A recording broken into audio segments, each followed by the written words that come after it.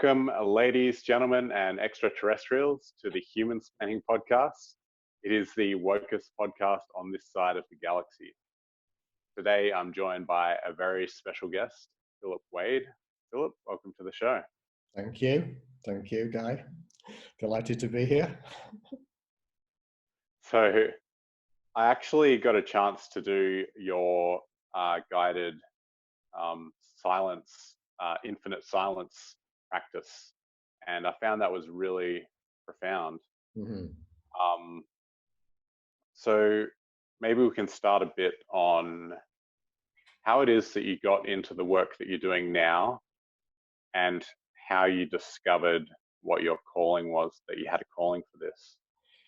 Yeah, I get asked this kind of question a lot, and I think the kind of summary I tend to go to most is, if I kind of try and capture it reasonably briefly, back in the year 2000, so just at the turn of the millennium, I was on a skiing holiday with my then partner in Whistler on the west coast of Canada. And I was a very, very keen skier, and we skied hard. And I remember waking up after a night's sleep, and I'd been dreaming about work. And that's, thousands of miles from home for where I am in the UK. And I remember saying to myself, this has got to stop. And that basically, one thing led to another. And very quickly, I found meditation. Interestingly, because I know you're in Straya, it was actually via a guy, Paul, what was his name now? Oh, it'll come to me. Anyhow, it was an Australian guy's book. I found The Little Book of Calm. I don't know if you've ever seen it. Yeah. And I actually then found a book from him teaching you how to meditate. And basically, long story short, I meditated every day ever since. And at that time, I was in the midst of a civil engineering career. And the more I meditated, the more the benefits accumulated. And I started to find things like alternative therapies, which had just not been in my sphere of awareness prior to that point. And I actually found you could learn these things, which was like a revelation to me at the time. And started to do that and followed them, and actually found not only was it producing considerable benefits for me internally, but actually people I was working with, sharing with at weekends and stuff like that, were having profound benefits from, the work I was doing with them. And I'd always been kind of a people person anyway. And it started to, and lots of other things spiritually started to open up.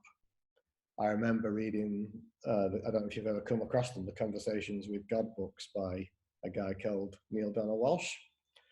And they were just like, yeah, I knew all this to me, it just like, it's so obvious. And it became clear a few years into that although I was very successful in my career and had gone from sort of risen through the ranks, so to speak, that I was being called in a completely different direction. And by 2009, basically I'd made the decision, that's it. I was going to do one last big thing for the company I was working for, and I was just going to step into this void. I didn't know really what it was. I had a vague plan in my mind, but that didn't work out anything like planned. And the instant I left work, the spiritual experiences just started to accelerate, and the meditation continued. And I ended up having a range of really, really profound spiritual insights and experiences. The first of which was in 2011, and that became what is now known as Spheres of Light, which is the first part of the infinite silence meditation that you referred to.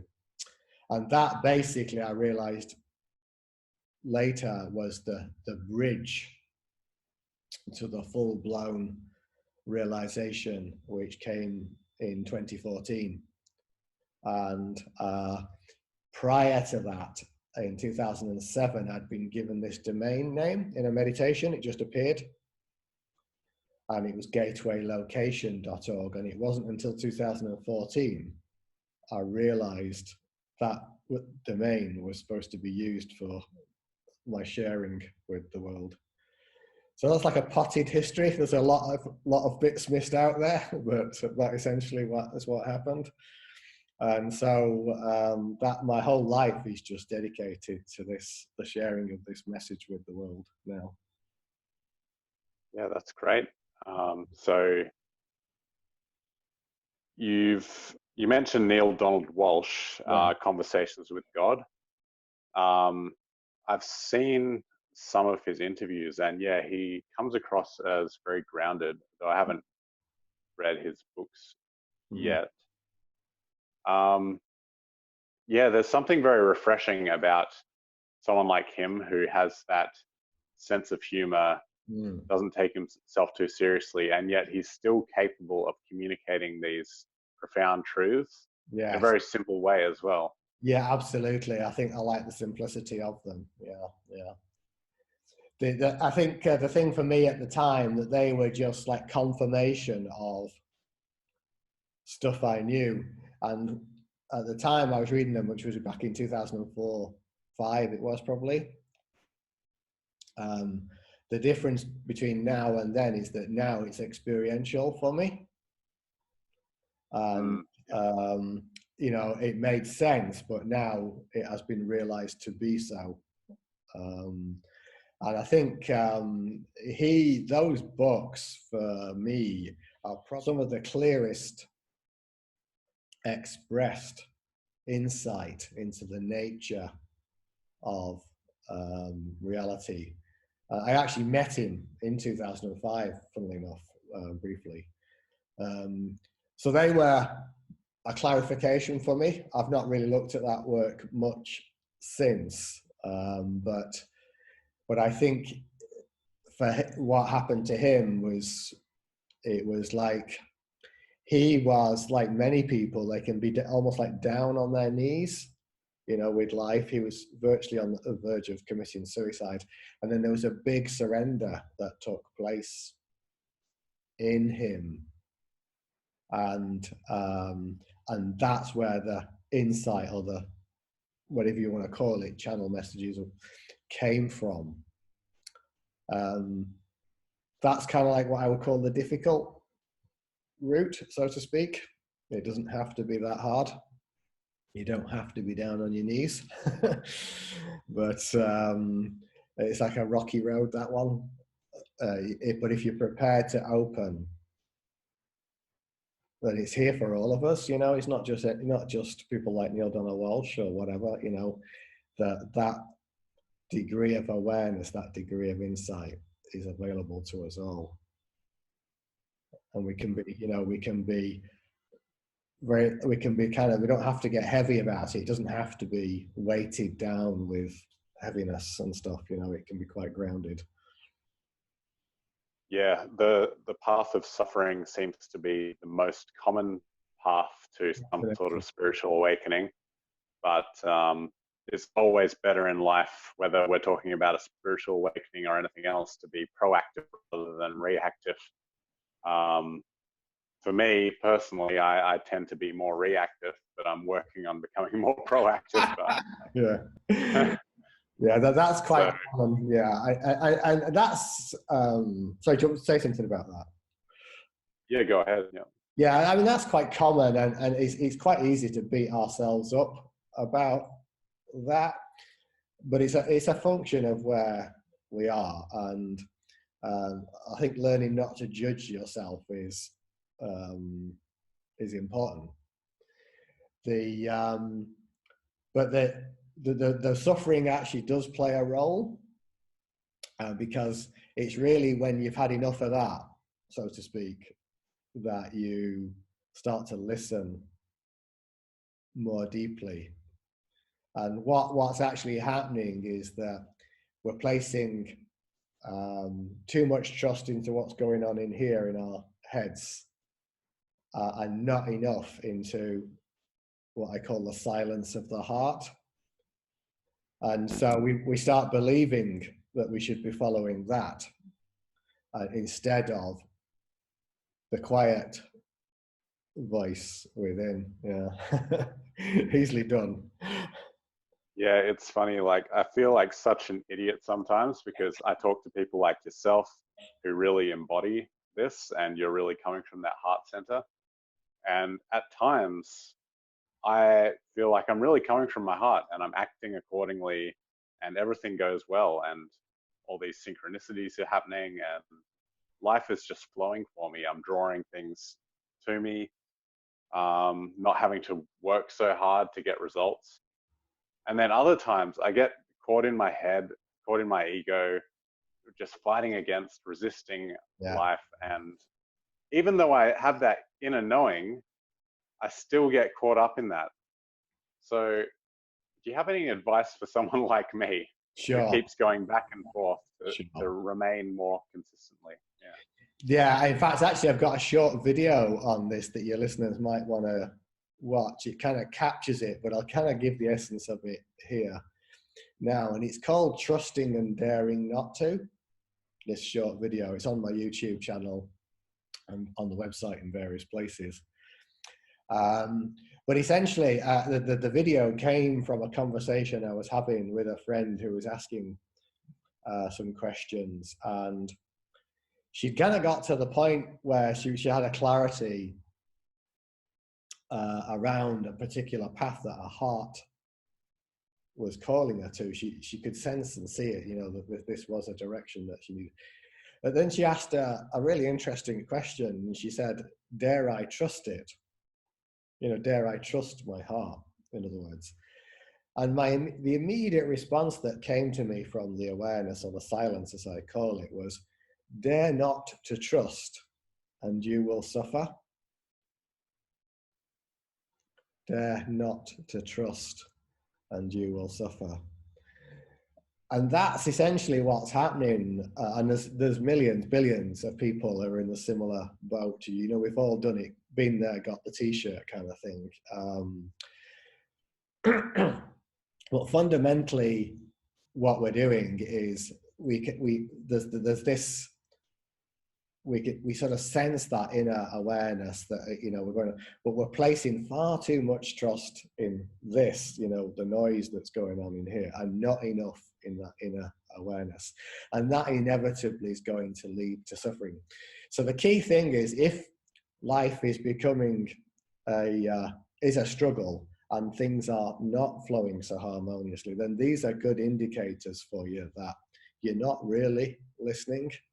You know, if the emotional waves are up and down, there's like a bit of an energetic yo-yo going on.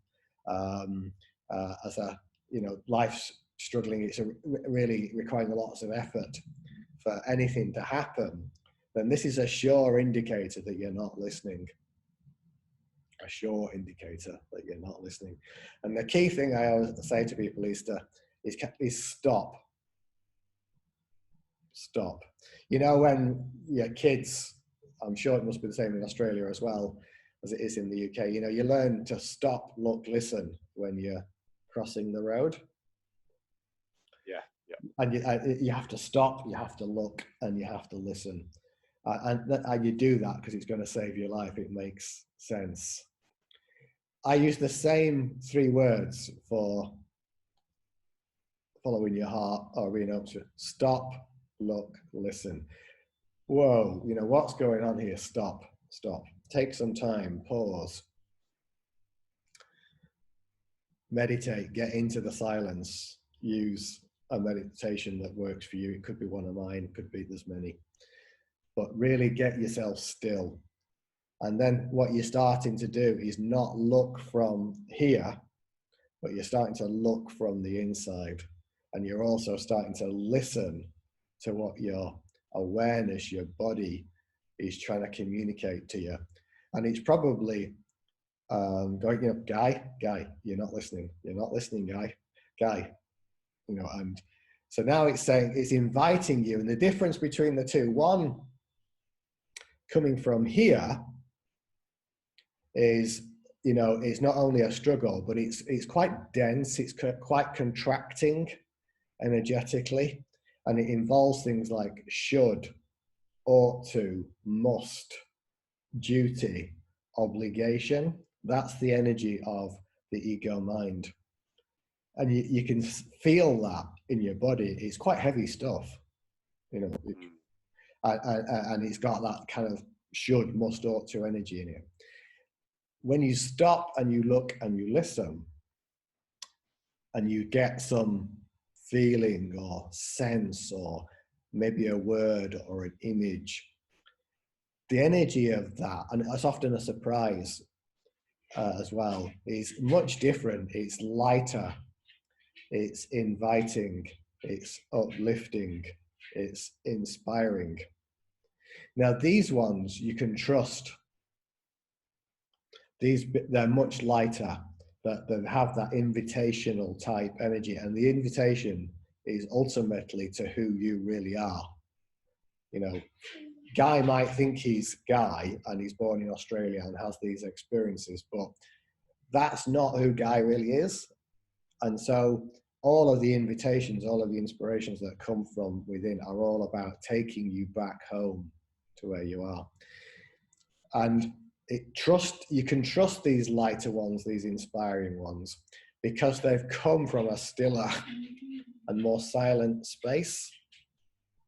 And really what you're trusting there is the essence or the awareness of who you really are. If you trust this one, you're going to suffer. If you only have to look back casually and look at how much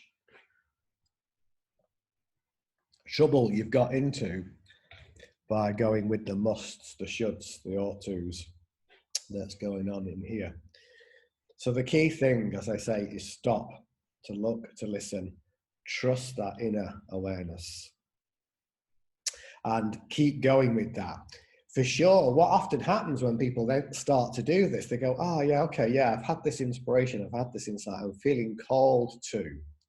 And at that moment of awareness, it feels light and inviting, and you're quite excited about it. What happens is, though, because there's been so much identification with the body-mind identification, the ego-mind, is that 5 minutes later, 10 minutes later, half an hour, the next day, suddenly mind's kicking back in and saying, hang on a minute, Guy, if you did that, you know, there's this issue, there's that issue, and it's starting to bring up doubts and fears. Now, at that point, you're going to start forgetting. You're going to start forgetting what the original inspiration was. But these doubts and these fears coming up about it, they're not there as a challenge. They may feel like a challenge because you're analyzing it from this headspace. They're there as an invitation. They're there to show you, to say, actually, you know, whilst you're being called to this, but it's this fear or this idea about yourself that is blocking you. So you need to face this fear, this doubt head on. Look at it from the silence, get into the silence, and watch it dissolve. I've got another video that's dedicated to this process for anything energetically, emotionally, and it's called Transmuting Fear into Love. It's live stream 11 for your listeners. And simply, as this stuff, these doubts, these fears, these questions come up, you sit with them. You don't run away from them. You don't start believing them. You simply witness them from the space of the silence. And what you'll find is they'll just effortlessly dissolve. And at first, it's going to require a little bit of practice to do this, because you've been operating from, you know, an operating system that's not only a bit faulty, but actually only sees part of the picture. But the more that you stop, you look and you listen and you keep on this new track, what will start to you as a practice, so you can call it a spiritual practice, you can call it whatever you like, will start to become more effortless. And this leads to what I call the purpose of all spiritual practice, is so you don't have to. And what I mean by that is you start something like meditation and it's something that you do.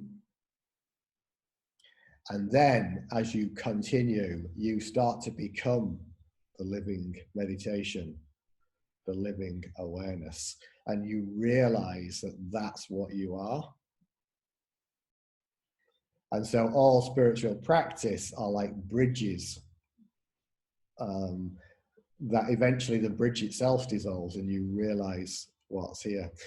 So to summarize, stop, look, listen, trust those inner signs, face the doubts, witness them, take them as invitations to dissolve that which you are not. Then you're going to find things start flowing more easily. That's really well said. And yeah, you're right on the money there. And the funny thing is, it's not that you're telling me anything that I don't already know. Exactly that. Exactly.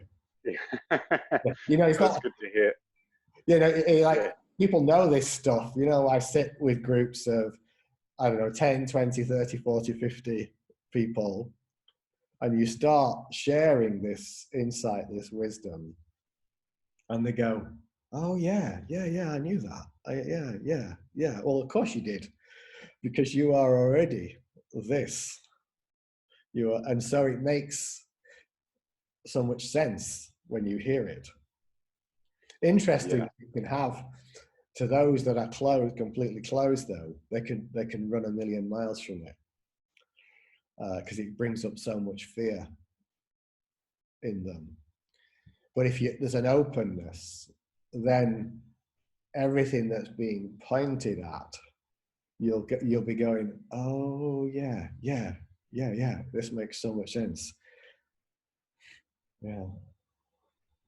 I don't normally do this on podcasts, but I just felt inspired that maybe you could share a short guided practice for people who are maybe a bit new to meditation, if you feel inclined.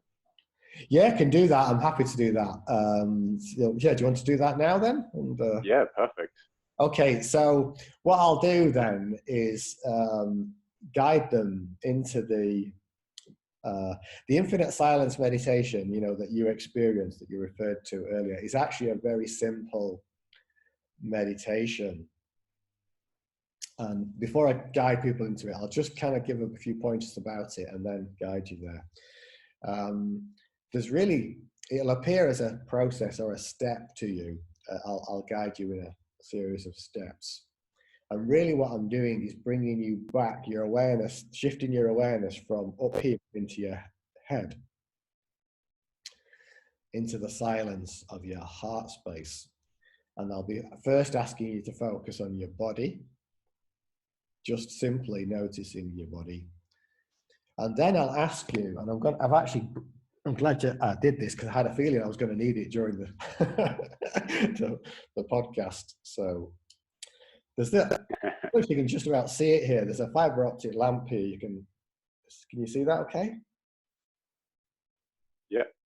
Yeah, so there's a light source here, and then there's these fiber optic filaments here. And basically, if you are one of those points of light at the end of the filament, most of us spend most of our lives looking outwards. And the world looks a pretty scary place and separate from all the other people. What we're going to do with the meditation is open to an energy that I call spheres of light. That's balls, spheres of light. And that's like this energy, this light down here, this light source, because all of the light is coming from that same source. All of the points are coming from this one source of light. And that's what meditation is doing, is connecting you. That's like the being in human being, but it's of universal nature. It's the state I am. And everybody knows this sense I am. It has nothing after the words I am. It's not I am a man or I am a woman. It's just I am, and it's universal. So we'll connect to that. And then I'll be asking you to go further still. And what is it that gives rise to this light? And in the metaphor, that's the battery. It's the power that drives the light, and it's infinite. And it's infinite. So we're just going to use our awareness. We're going to bring our awareness down in the meditation in a few steps to get to this space of awareness. That makes sense? Yeah, I like that visual cue. Yeah, it's good. That's why I use it. So that's what we're going to be doing. And it's very, very simple. And unlike many meditations, which use lots of, shall we say,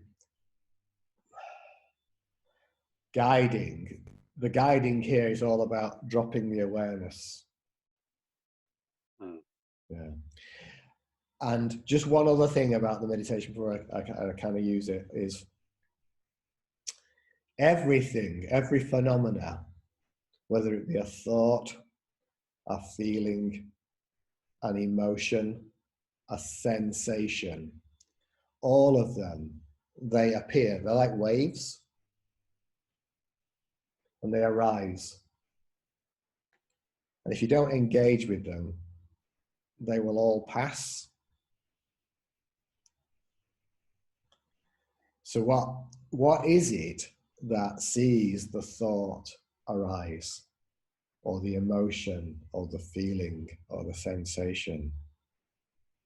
And what is it that sees it passing? And what is it that can see the quite subtle sense of I am? What's even before that notices or is aware of that? And that's the awareness that you are. So everything, the meditation is all about bringing you back to that point of awareness. So with that brief explanation, Perfect. we'll go there now. So if you want to just close your eyes, and for those watching later, just getting yourself nice and comfortable, closing your eyes. And just simply bring all of your attention to the whole of your body.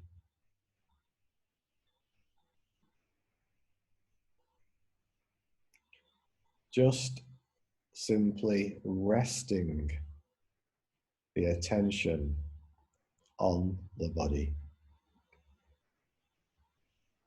Noticing the sensations, all of the phenomena.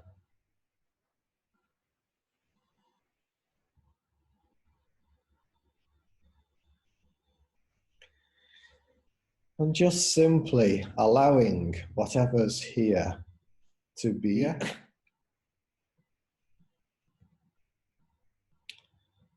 And as your attention rests there, just be open from your heart to the experience of spheres of light. That's the pure universal state I am. Just noticing this state I am, with nothing after the words I am. This beingness, this aliveness, just resting one's attention on this. This is the infinite I am, or spheres of light. And as you observe or witness this, simply know that this state can only be seen from the silent witness within infinite silence. So simply allow the attention to dissolve into this silent witness that sees the universal I am. And then, like a sliver of ice in an ocean of water, the witness itself dissolves into the ocean and realizes it is the ocean of silence or awareness, dissolving, melting into the presence of silence.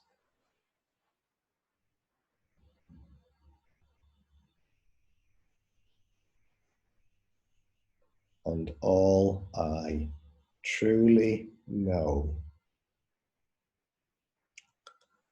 is silence.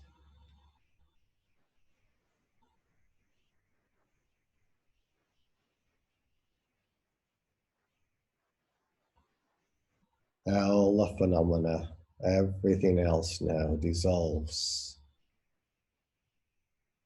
into the silence effortlessly, silently.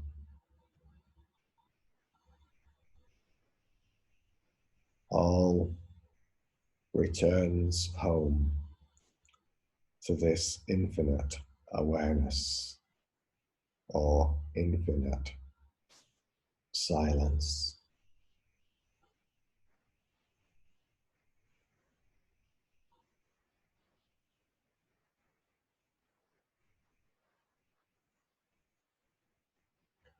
This silence, already here, already this. Never have you not been this. This ever presence, this silent awareness. All else comes and goes like waves on the ocean, but this remains untouched, unmoved, perfect, completeness, infinite silence. simply knowing one is this isness, this stillness. Never has it gone anywhere. Always present as this.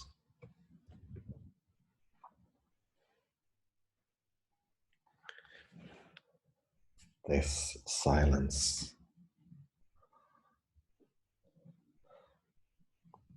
All that I am is infinite silence is all that am I.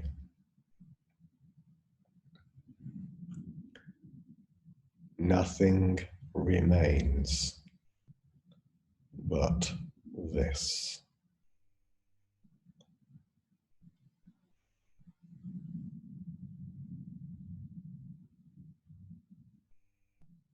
All I truly know is silence.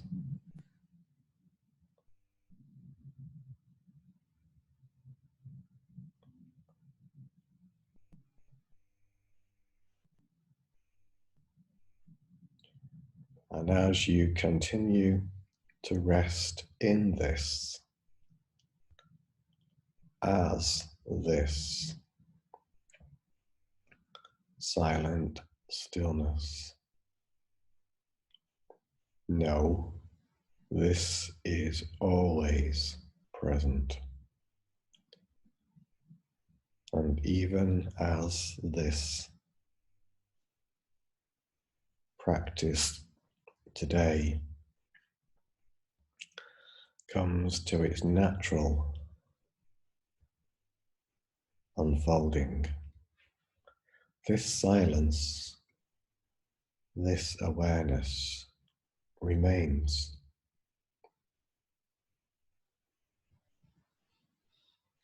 And in a few moments, I will ring a singing bowl 3 times and just keep your attention rested in and as silence.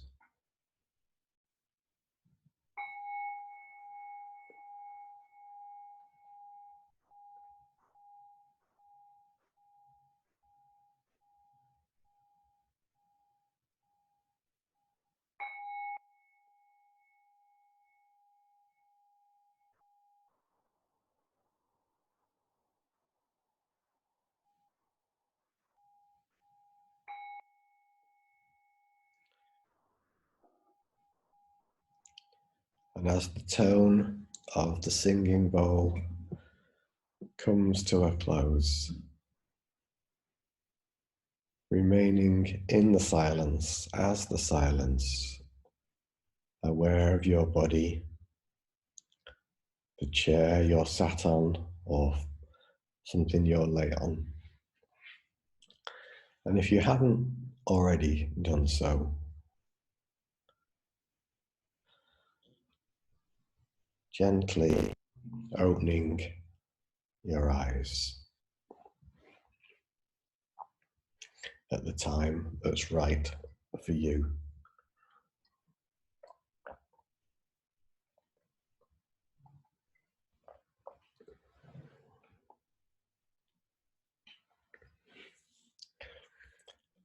Good. That was really deep. The problem with doing those on a podcast is that I usually don't feel like talking afterwards. But yeah, just getting in touch with that silence is very powerful. Yeah, absolutely. And it's very And simple. I've been working on, well, Good. now I'm getting to a point where I feel like the morning routine is getting in the way a bit. And now I need to be a bit more flexible and just meditate. As long as I meditate at some point during the day, it doesn't matter whether it's first thing in the morning or later on. But yeah, just getting it done at some point and not focus so much on rigidly sticking to that morning routine. I think that's the next step that I need to take, because it's like I've been fighting with my morning routine. Even when I do it, I feel like there's a lot of resistance there. Let me offer some insight there if you would like. Yeah, please.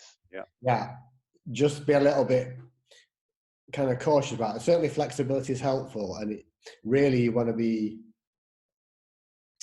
as I was saying earlier, meditation is something that you start as a practice, but then you realize you become the living meditation.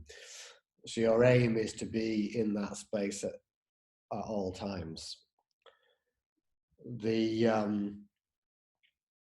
When one is embarking on a meditation practice, it is helpful to be consistent at first, at least, as to the when and the where, because that gives you a certain continuity that moves from a doing through to an allowing.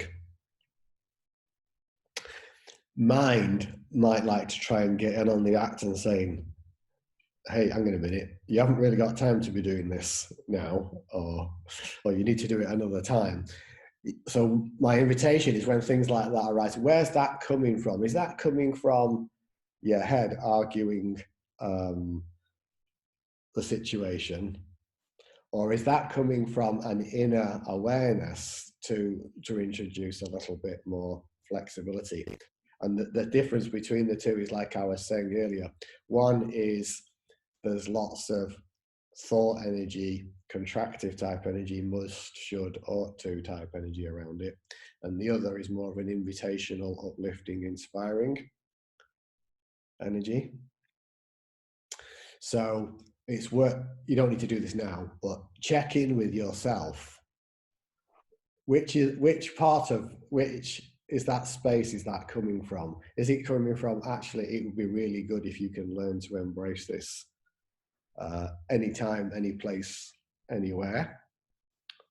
Or is it coming from a space of your head arguing the toss? Because what ego mind tries to do is once it starts to realize that there's a movement, shall we say, or the appearance of a movement away from identification with it and attachment to it and belief in it, most importantly, it'll start putting up all sorts of reasons as to why that's not a good idea. Yeah. So that not just be useful for you. I think that would be true for anybody. I see this kind of thing a lot. So check in. Where is that coming from? Is it coming from here, or is it coming from here? It could be either. That's a good question. It does feel more like the should and have to and must directed toward the action rather than against it. Yeah. So yeah, I'm not sure. I might have to think about that some more, or contemplate it some more. Meditate is what I would say. Don't think about it, because here's an insight for you. So first, I'll give you two. There's no joy in thinking. There's no joy in thinking. And second one, thought cannot heal your pain. Presence will transform it. Thought cannot heal your pain. Presence will transform it. And that presence is the infinite silence, or the awareness. So whenever there's a shift in direction, especially with something like this that's going on, it doesn't mean you don't use the cognitive processes, but when you become still, you get into the meditative space with it. Then the direction will become clearer. our dog's just going to bark. So, we'll see. But anyway, Amber, you stay there, darling. Anyway, Yeah, so yeah. what you just said, there's no joy in thinking. I used to play a lot of chess tournaments, and I thought that I was enjoying it, but maybe it's more like a dopamine rush Yeah. rather than actual what you're talking about, joy, which is more coming from a heart space. So. Exactly. Yeah. Yeah. The true joy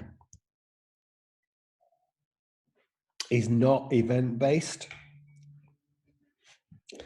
You know, a lot of us all live our lives from "I'll be happy when," Mm. and that's pushing true joy away from you. The true joy is a joy for no reason. It's like a perfume of the silence or the awareness. It's an emanation from within that is not time bound or space bound or event bound. So it's something that could occur during an event, but it's not caused by the event. Exactly, yeah. So if you say you watch football and your team scores a goal, you might be happy, you know, and that's an event. But then they concede a goal and now you're sad. This is how we live our lives, mostly, like, you know, ups and downs. This joy is permanent. So it could arise in any moment. You could be just literally sat at home on the sofa for no reason. There's just this perfume of presence, of joy emanating through you, and you can't place any reason behind it. Yeah. It doesn't mean that you don't do anything in life. For instance, if there's a calling, oh yeah, you know, your inner awareness is calling you to experience something or move towards something, then this you can trust. Yeah. But if your head's going, hey, guy, you know, wouldn't it be a really good idea? You know, I mean, you used to be really good at that and you did that a lot and must and should, and you ought to do that again. And, you know, and this energy of must, should, ought to is there, then that's probably not, you need to be looking at where that's coming from. Mm. And then that's an important distinction you made about just because you're content with the silence and the stillness doesn't mean that you shouldn't do anything, because Exactly. Yeah. when I first got into Buddhism and I started meditating a lot and going to a lot of meditation retreats, I was blissed out and had a lot of peace, but I didn't really feel like doing anything. And that was coming from sort of an immaturity on my part. I wasn't fully mature in my spiritual awakening. And so I thought it was just about going as deep as I could into my meditation practice and staying there and not really doing anything, just sort of sitting still all the time. Which I suppose there's a purpose for that. Oh, definitely. Definitely. Yeah. Yeah. Yeah. But yeah, I suppose there's a ricochet because a lot of people get into spirituality because they're so stressed out and overworked, or just then can't control their thoughts and their emotions at all. And then they discover meditation and they think, oh, this is the answer to everything. It's a good way to look at this thing, because yeah, you know, you could go and sit in a cave in the Himalayas for, you know, 20 years and what have you, and that's okay. That might be the path for some people, but really you can continue that and still live a quite, shall we say, inverted commas, normal existence. What's key now is what's driving that.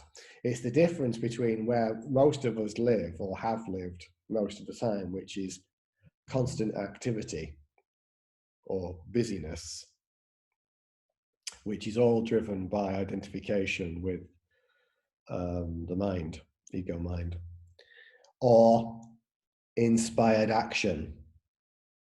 So you may be sat in stillness at home meditating, and suddenly there's this inspiration to create the Human Splaining podcast.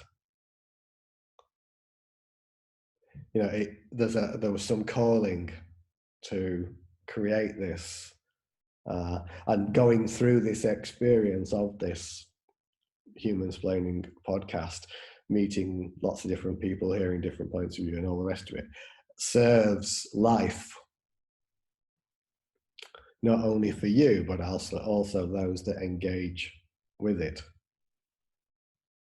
And so, you know, if it's come from that space, then it's in service of this higher essence, this higher awareness.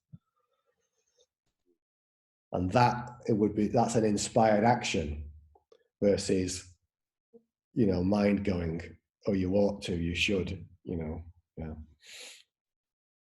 Yeah. What I struggle with is, you're right, I do feel inspired to create this podcast, talk to all these amazing people.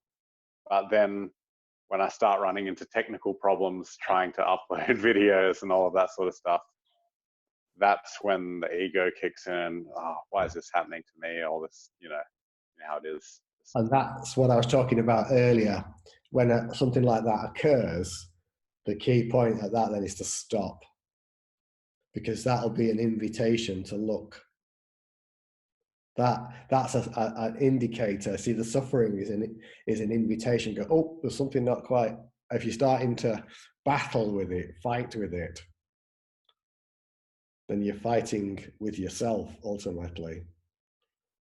And so here's the point to go, oh, this is interesting. You know, why am I resisting here? Why am I fighting this? Why is this such a struggle? Then get into the silence on that, become still, face what's there, and then a deeper clarity will come. Yeah, I think, or I know, I should say, I know what I need to do is just drop into that on a more consistent basis, Yeah, and check in throughout the day, especially when I hit those roadblocks, yeah, rather than just keep trying to push through it, yeah, especially when I've tried to push through it already and it's still not working, and then I'm still trying to push. yeah, Like exactly that. I shouldn't be such a dummy and just take the message. Well, we all do that, you know. We all do that. Who hasn't done that? You know, there's very few people on the planet who haven't been there, got the T-shirt, you know. The key now, though, and this is the good part of not just meditation being you sit down for half an hour in the morning or whatever you do or whatever, but then, I'm going off center here. There's some stress occurring. There's a wave is arising. And then noticing the wave, and then realizing that you're not the wave, but the one that sees the wave. And this, in this moment of awareness, it's like a moment of choice. Do you go and make the wave into a tsunami and it becomes a major storm? Or do you, yeah, stress is arising here. It can be seen, I am not stress. I am that which sees the. Then what you'll find using that in itself is that what I've just done with you there is a very brief meditation. And that is itself becomes a practice. You stop, you look, you listen. And with practice, what you'll find is it'll just dissolve away more quickly. Yeah. I like I was saying before, I know all this stuff, and then for whatever reason, just in the moment, I don't practice it consistently. So it's just a matter of being more consistent. Yeah, And, consistency. having this conversation has really helped. Just speaking with someone like yourself, who's obviously you've embodied the knowledge, because you can just tell when someone talks, you can tell where they're coming from. So I can sense that you're practicing this on a consistent basis. So I really appreciate you spending the time here today to share your wisdom with me. And yeah, is there any sort of summary that you'd like to leave people with for the conversation that we've had? Sure, yeah. I think, there's many things that could be said, but one of the most profound realizations, I'll share a few that came to me after it became unequivocally clear, the realization that I talked about back in 2014, was this awareness, this self-realization, this enlightenment, whatever word you want to use for it. It's unequivocally clear, as it is realized, that you have always been this. You have never not been it. I use those words in the meditation. Now, the you I'm referring to here is not the personal you that you think that you are, Guy or Philip. It's the you as awareness. It's the true essence of who you are. You have never not been this. So that which you are seeking, and everybody is looking for this, by the way, is already here. It's already here, and you are already. So it's not for the special few, the Buddha or whatever enlightened being or realized being. There are many about, fortunately, on the planet now. And their message throughout the millennia has always been the same. You are already this. It's not some great achievement to realize this. That's why it is a realization. It's like, I call it the greatest OMG moment in the universe. Oh my gosh, I am already this. And this I is the infinite non-personal I. So that's one embrace that, open to that possibility. It's not the identity, it's not the personal self. Second one, the fundamental block to it. There's only really one of these. One fundamental block to its realization. And that block is the belief that you are not that, or alternatively, the belief that you are the body-mind, the identity as Guy or whomever's listening to this, that you're a man, that you're and that you are the story of that. This single belief that you are not this awareness, this realized essence, is the only block to that, the only block. Every other belief and element of suffering stems from that one single belief. I cannot overstate the importance of these two insights I'm offering here. They're like fundamental. So this single belief is what blocks it. And all the other suffering in the world, in you, that you've ever had, comes from this. And all of the belief systems, by the way, are subsets. They're just subdivisions of that one mistaken belief. I call it the case of mistaken identity. Yep. Yeah, the case of mistaken identity. And so what then becomes the process becomes incredibly simple, because it's not something that one achieves or attains.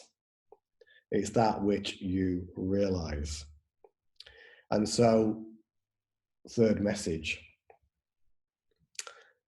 call off the search. call off the search, because as you strive, by 2021, I'll be a self-realized being. For instance, you make it into a goal. This is going to push it away from you, because you can't achieve that which you already are. So what then is it that brings it about? It's a total openness. So part 4 now. Total openness, the total willingness, complete and utter willingness to let that which you are not dissolve into this awareness. At one level, this is the simplest thing in the universe, because one is already this. You cannot be any simpler than that which you already are. And at the other level, at the level of the human mind, it will appear to be the most difficult thing. And the reason for that, part 5, is that the one fundamental fear that the identity as ego mind has is the fear of its demise. It basically feels like it's going to have to die to realize the self. And this is its greatest fear. This is its greatest fear. And that fear is like a portal to the realization. As that fear, which is just a wave, it might be a very big wave. It might feel very intense. Been there. It's quite funny. But it's just a wave. And when it's watched from the silence, it has no choice but to melt back into the ocean of silence awareness. And so then, in this moment here now, that awareness is then realized. It is so simple that the mind cannot grasp this, but the heart already knows. So if you feel inspired, called to by this message that's being shared today, you can be sure it might feel like the mind might go, oh, well, this guy Phillips, he seems like a pretty good guy, that was inspiring. But actually, at one level, yes, there is a communication going on at the human level. But that inspiration is actually coming from within you. It's emerging in the body of, the form of Guy or anybody else who might be listening that's inspired by that message. Because ultimately, the communication that's going on, yes, we're using some words here to help us articulate and express, but they're actually coming from that silent space of awareness within. And that same awareness is already in your form. And it's already there. And so it's like that awareness talking to awareness, about awareness. So awareness is speaking awareness. There's only one of us here and we're just talking quietly. Exactly that. And so that inspiration, in medical field, they use the word inspiration for breath, and that's the breath of life. So the inspiration anybody may be feeling from this is an arising of that same awareness and in themselves. The difference, and there isn't really a difference, it's just an idea, a concept, but the apparent difference that everybody suffers from, or pretty much everybody suffers from, is that whilst here there's no doubt in the embodied form of Philip that I am that, for those that it's not embodied as a realization yet, there's a doubt. There's a doubt. And so, doubt the doubter. Doubt the doubter. Instead, trust that inspiration, because this one is the invitation to that.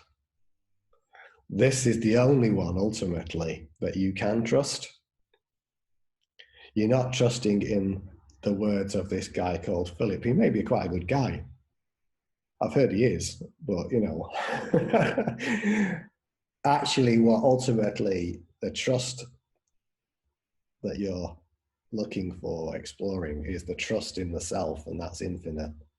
And the ultimate form of trust becomes a knowing, a realization of what already one is.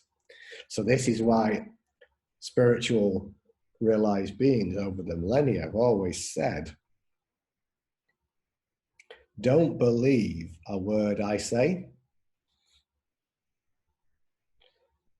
for truth is a realization, not a belief. Yeah. Yeah, yeah. Don't believe me, instead be open to realizing. Then you will know, and then there will be no doubt. So that's a kind of summary, if you like, to Yeah, leave. perfect. And where can people find you at Gateway location? Do you have a website? Sure, yeah. So the website domain name, and my main site is called gatewaylocation.org. Gatewaylocation.org, all one word. And that's a vast, free and open source resource. There's nothing held back there. It's all there. There's a couple of hundred blogs, probably insights, probably 40, 50 videos, which sits alongside the YouTube channel. So there's a ton of material there as well. 30 odd live streams of varying lengths up to about an hour and a half. So that's the main site. Shortly, I will also have a sister site to that, which will be called staroflight.org. Staroflight.org. And the reason for that sister site, although everything's on the main site, what that is kind of like it captures the three main meditation experiences that I use for people. There's a homepage which describes what they are. There's the spheres of light meditation, which is the bridge to the silence as an experience. There's the what I call an open gaze version of the infinite silence meditation, where I'm literally getting people to connect with my eyes. It's very, very powerful. And then there's the transmuting fear into love version of the infinite silence meditation. These three tools alone are enough. So that will, whilst it's live there at the moment, I'm actually re-recording professionally the videos to go on them, because the quality when I originally recorded some of them wasn't as great, and I wanted it to be really top notch. So they're being professionally done at the moment. So those two major resources. So staroflight.org, sister site, will be launched formally sometime soon. Gatewaylocation.org, and then the YouTube channel. If you just Google my name on YouTube, Philip Wade, you should find me. Perfect. Thanks, Philip, for everything that you do. And thanks, everyone, for tuning in. We will see you all next time.